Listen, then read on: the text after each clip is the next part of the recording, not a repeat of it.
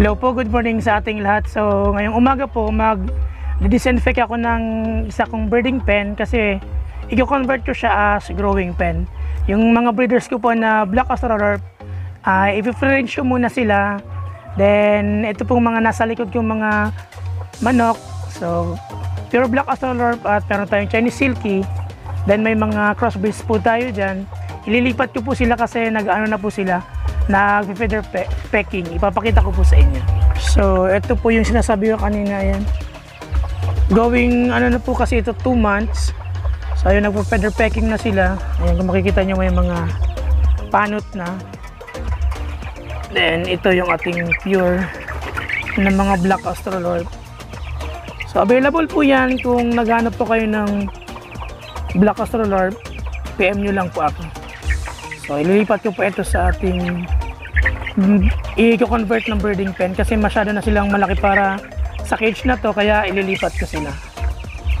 Then, ito po yung sinasabi ko. Ayan. Ito po yung dating breeding pen ng aking mga Black Australorp.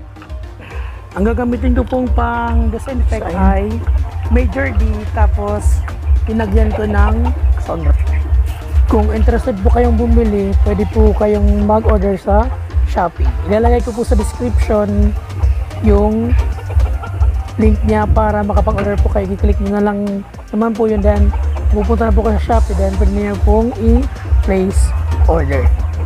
Tapos po yung mga waterer at yung ating feeder na nalagyan ng Major D or nung na-sprayan natin, hugasan ko po siya bago ko lagyan ng pagkain at ng tubig. So, ayan po, nailipat ko na yung aking mga going 2 months old na mga sisiw. So, ayan. So, medyo malaki na po yung area nila. Hopefully, hindi na sila mag-feather pecking at hindi natutukain yung mga puwetan ng ating mga manok para po wala nang mamatay sa kanila. So, ayan po. Thank you for watching. Please support my YouTube channel and my Facebook page. Thank you po.